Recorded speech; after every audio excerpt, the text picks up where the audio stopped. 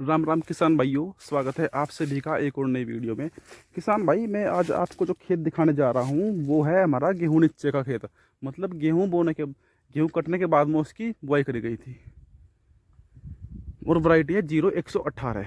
और सबसे मेन बात यह है कि उस गन्ने में अब तक भी कोई स्प्रे नहीं हुई, किसी प्रकार की भी कोई भी।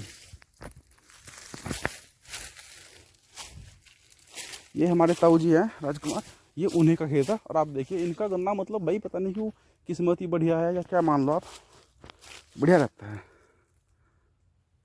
कोई कह देगा कि गेहूं नीचे का, भाई फागन का जो गन्ना होता है ना, मार्च वाला फरवरी वाला, उसका मुकाबला करता है ऊंचाई में। अब देखिए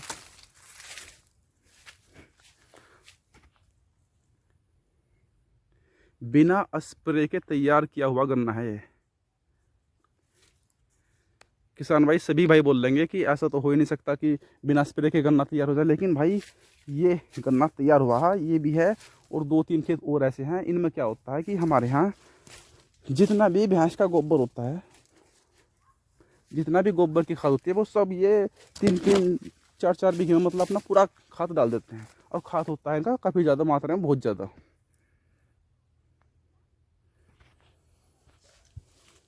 देखो आप इधर से देखो आराम से।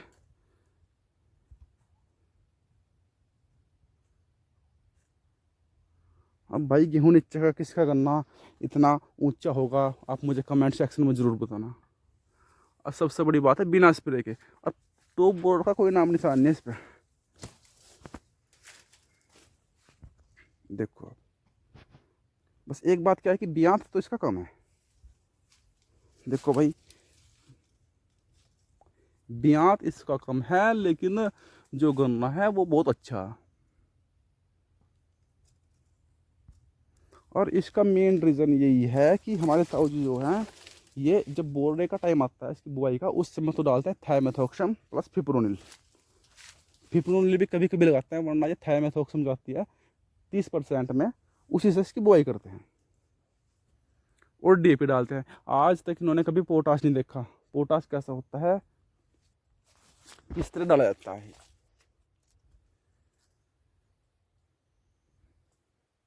ये सिर्फ भाई डीएपी और अपना यूरिया, डीएपी और यूरिया, सिर्फ इसी पर ध्यान देते हैं।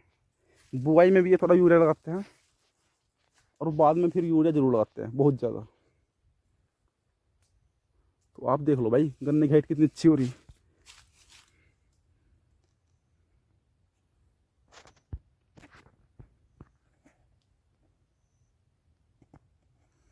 किसान साथी, मैं मानता हूँ शायद किसी का खेत हो सकता है 1-2% किसान का खेत और हो इस मुकाबले का, कि जो इतनी ऊंचाई ले रहा हो।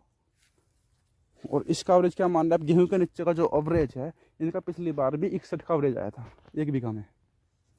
और इस बार भी इससे कम एवरेज नहीं आने का। अब काट लेंगे भाई नवंबर माह में इसको, अक्टूबर अब समाप्त हो जाएगा। हमारे यहाँ जो RBNS लक्सर शुगर मिल है कि 2 तारीख में चल जाएगा। और फिर इसको काटने के बाद में सीधा गेहूँ बो देंगे। देखिए आप जड़ देखिए, शुरू में जड़ कहाँ पर इसके, ये देखो।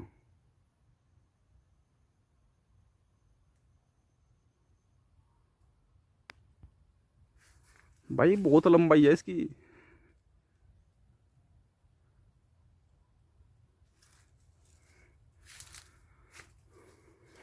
तो किसान भाई मेरा मकसद सिर्फ दिखाना का यही था, अगर आपके खेत में भी अच्छी ताकत है तो ज़रूर नहीं है कि आपको सभी प्रकार के जो खाद है हमारे वो डाल ले जाएं।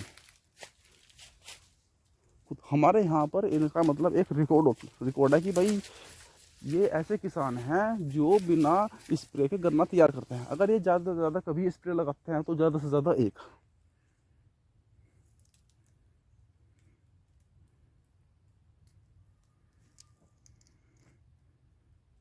ज़्यादा से ज़्यादा एक स्प्रे। इनकी कभी एक स्प्रे से ऊपर नहीं होती कभी भी।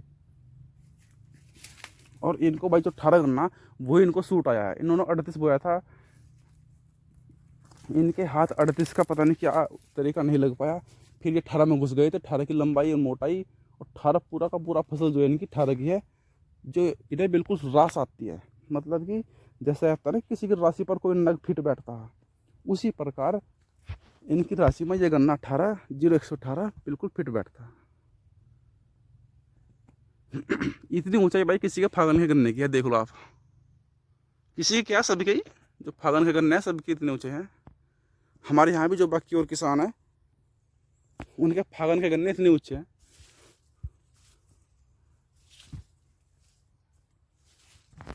तो किसान भाई, मेरा इस खेत को दिखाने का मतलब यही था कि बिना स्प्रे के भी गन्ना तैयार हो सकता है। कभी मैं आपकी अपने ताऊजी से मुलाकात कराऊंगा और तब देखिए उनकी कहावत क्या बोल लेंगे, अरे भाई हम नहीं मानते स्प्रे क्या है।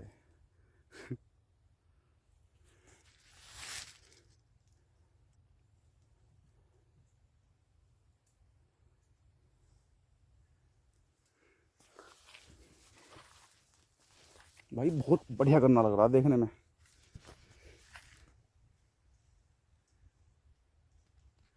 हाँ, इनकी खास बात क्या है भाई, ये सितंबर बरसात के बाद में 2 यूरिया जरूर देते हैं, जरूर।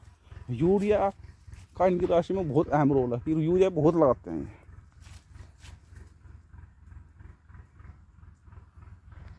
देखो, तो किसान भाई आपको जानकारी अच्छी लगे और आप चाहते हैं कि उन ताऊ से मिले तो आप कमेंट सेक्शन में अपनी राय जरूर दें। धन्यवाद।